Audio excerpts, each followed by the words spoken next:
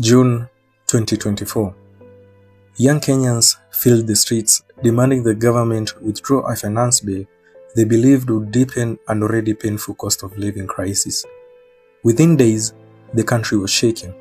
Protesters reached parliament. Police responded with force. And then, in a dramatic reversal, President William Ruto said he would not sign the bill. On the continuing conversation around the content of the Finance Bill 2024, and listening keenly to the people of Kenya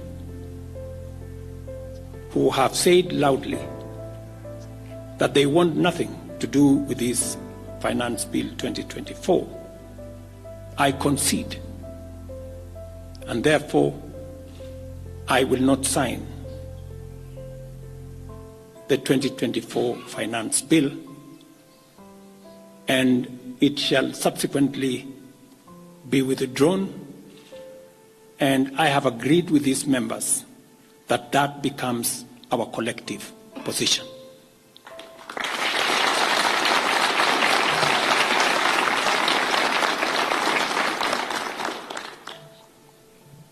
But this is not a story saying that 2024 was Mau Mau. Definitely, it was not. This was a different generation. This was a different Kenya. And this was a different struggle. Yet the question echoing through the streets was one Kenya has had before. What happens when people believe those in power no longer listen? More than 70 years earlier, Kenya faced a far darker confrontation. A struggle over land. A struggle over labor. A struggle over dignity. And definitely a struggle over who had the right to decide Kenya's future.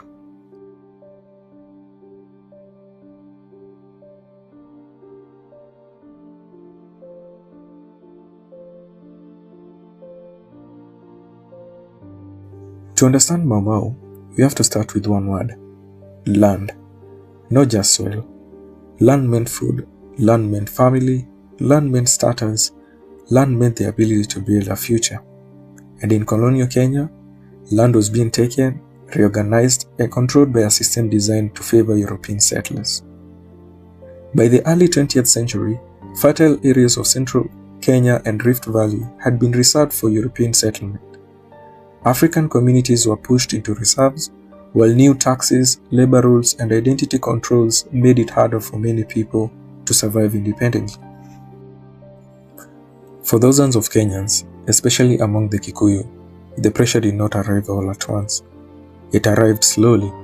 A farm lost here, a family displaced there, a tax demand, a labor requirement, a past that controlled where someone could live or work.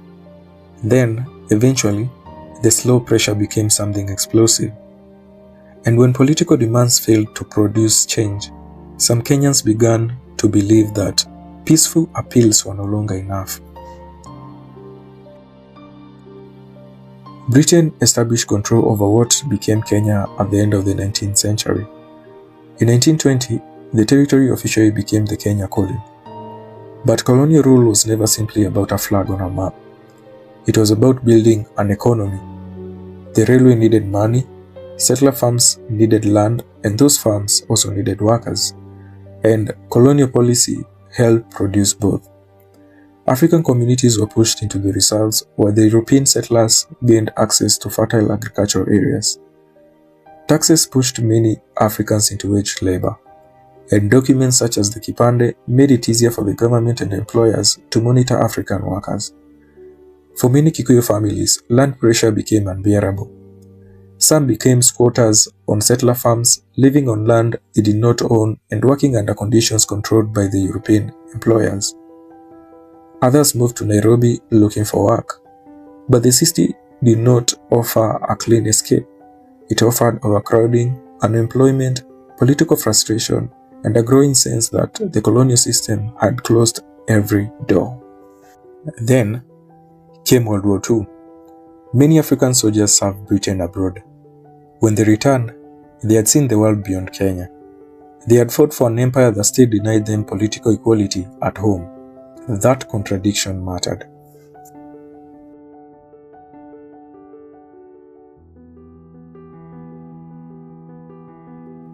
Before the Forest War, there was politics.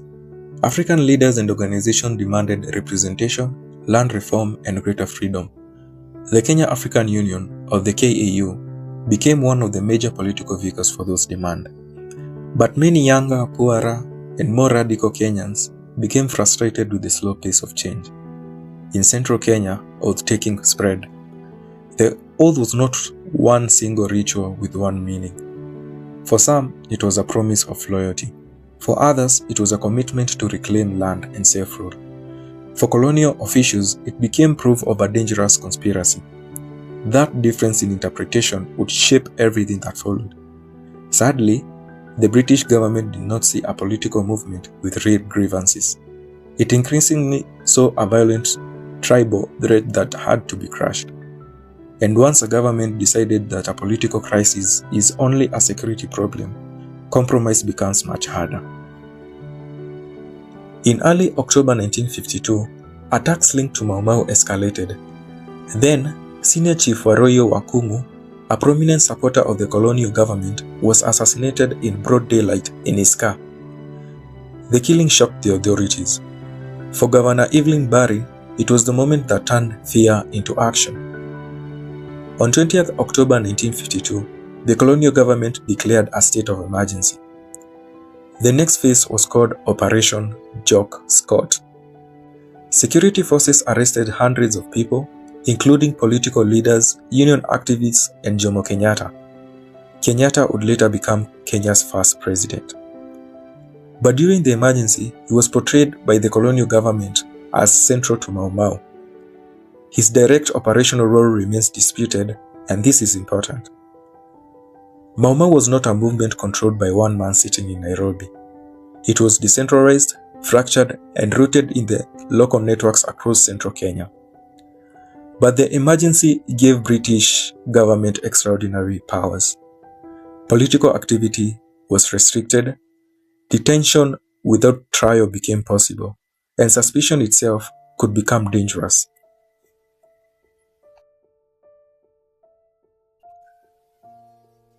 Many Mau Mau fighters escaped into the forest of Aberdares and Mount Kenya. There, they formed guerrilla units. They had limited weapons. Some had stolen guns. Others used improvised weapons, machetes, and tools available to them. They relied on food, intelligence, couriers, and supporters outside the forest. Women played a major role in this hidden network.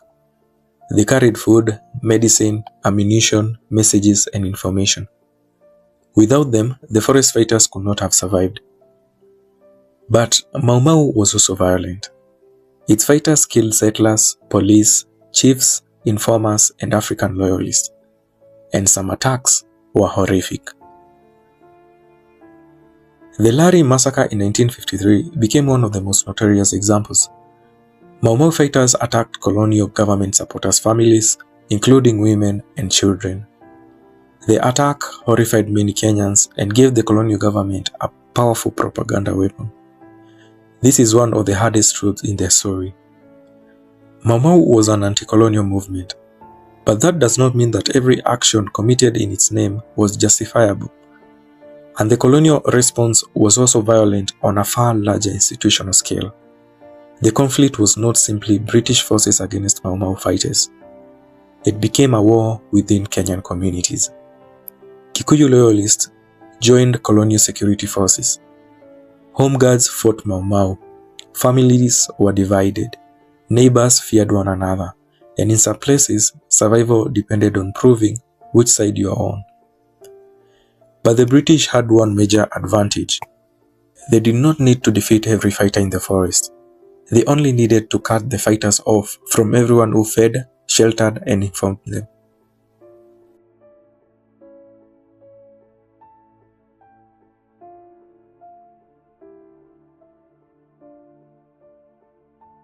In April 1954, the British launched Operation Anvil. Nairobi was sealed off. Thousands of Africans were screened, interrogated, detained, deported, or sent back to the rural reserves. The colonial government believed Nairobi was the nerve center of Mau Mau support. Couriers moved messages and supplies between the city and the forest. Anvil was designed to break that connection. It was effective in one sense. It weakened Mau Mau's urban networks, but it also expanded the machinery of mass detention. People were not always detained because evidence had been proven against them.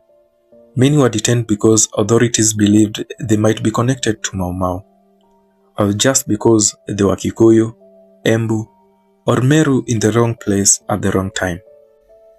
The language used was often bureaucratic: screening, rehabilitation, protected villages. But beyond those words were human beings whose freedom could disappear overnight.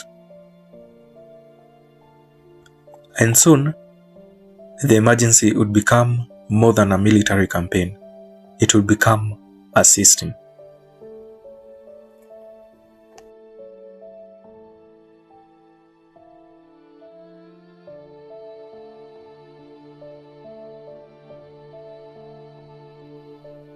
The colonial government built what became known as the pipeline. It was a detention and classification system. People were screened. Some were labeled cooperative, others were labeled dangerous. Those considered hardcore Mau Mau supporters could be sent to harsher camps or remote detention sites. At the same time, rural communities were moved into fortified villages. The official argument was security.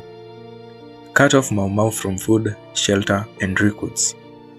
But for many families, this meant forced relocation, barbed wire, watchtowers, curfews, hunger, disease, and the loss of normal life. The British government later acknowledged that many Kenyans were tortured and ill-treated by the colonial administration.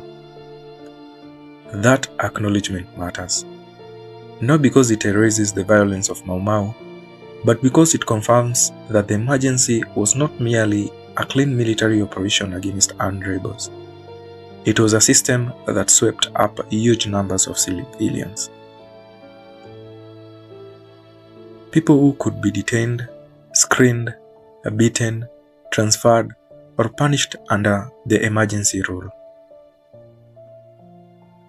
And by the time the British began to win the military war, they had created a deeper problem.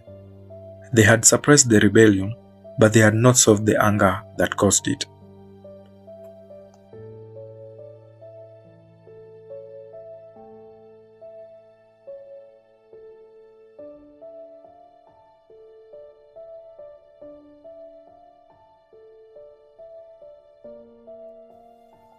By 1955, the balance had changed.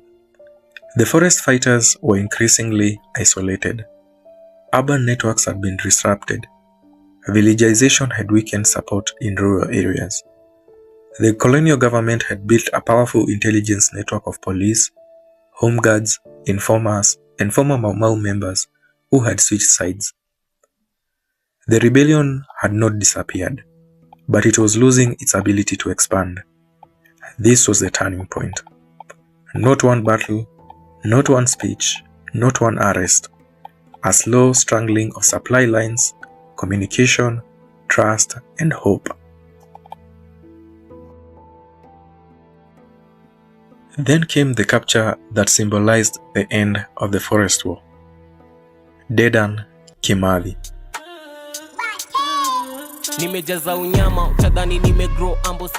Kimathi was one of the Mau Mau's best-known commanders. To the British, he was a wanted insurgent leader. To many Kenyans, he became a symbol of resistance.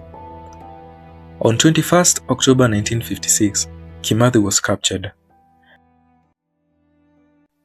He was tried, he was sentenced to death, and on 18th February 1957, he was executed by hanging at Kamiti prison. The British had won the military campaign, but victory created an uncomfortable question. If Mau Mau had truly been nothing more than a criminal violence, why had it required emergency laws, mass detention, forced villages, military operations, and years of repression to defeat it? It is because Mau Mau had exposed something the colonial government could no longer hide. Kenya could not remain a colony forever. The climax of the Mau Mau story is not simply Kimathi's capture. It is what that came after. The British had defeated the armed rebellion. The emergency formally lasted until 1960. But Kenya was moving toward a different political reality. Reforms followed as Kenyan representation increased. The old colonial order began to weaken. Finally, in 1963, Kenya became independent. Mau Mau did not win independence by defeating Britain on the battlefield. The British defeated Mau Mau militarily, but Mau Mau helped make the colonial system impossible to defend in its old form. It revealed the depth of Kenyan anger. It exposed the violence required to preserve a colonial rule, and it forced the future into view.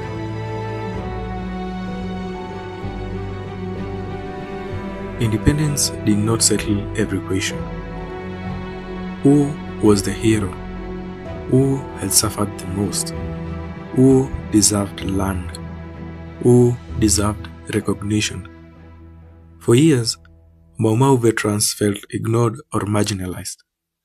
The movement's legacy was politically sensitive because it carried too many unresolved memories. Some people remembered Mau Mau as freedom fighters. Others remembered relatives killed in attacks. Others remembered detention, torture, hunger, and disappearances. And because the conflict had divided Kenyan communities, the wounds could no longer be explained with one clean national story.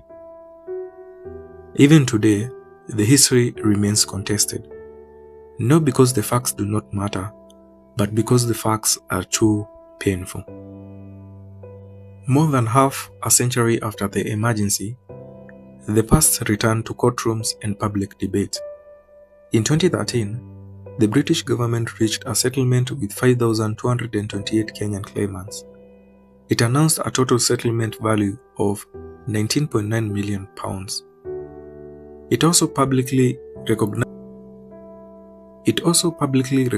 that Kenyans had been subjected to torture and other forms of ill treatment by the colonial administration. That did not end the debate. Britain did not accept legal liability for all colonial actions. Money cannot restore years lost in detention, family separation, injury, or grief, but the statement mattered. It was an official acknowledgement that the story could no longer be told only through the language of terrorists, security, and emergency.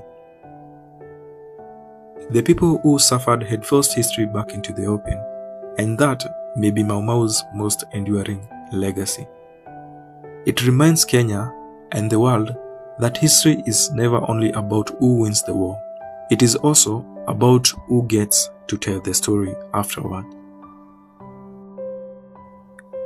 In 2024, Kenyan youth used phones, hashtags, protest signs, and social media to challenge a finance bill. In the 1950s, another generation faced an empire with far fewer legal rights, far less political space, and far more dangerous consequences. The struggles were not the same. They should not be treated as the same. But both raise a question that every generation eventually faces. What does a country do when its people feel unheard? The Mau Mau rebellion was not simple. It contained courage and cruelty, resistance and revenge, hope and fear. It was a fight against colonial rule, but it was also a conflict that tore through Kenyan communities. And perhaps that is why its story still matters. Because freedom is not only won when a flag changes. Freedom must also be remembered, questioned, protected, and passed on. The forests of Abadeas are quieter now, but the questions that led people there have never fully disappeared. And so the story returns to the soil, to the forest, and to the streets.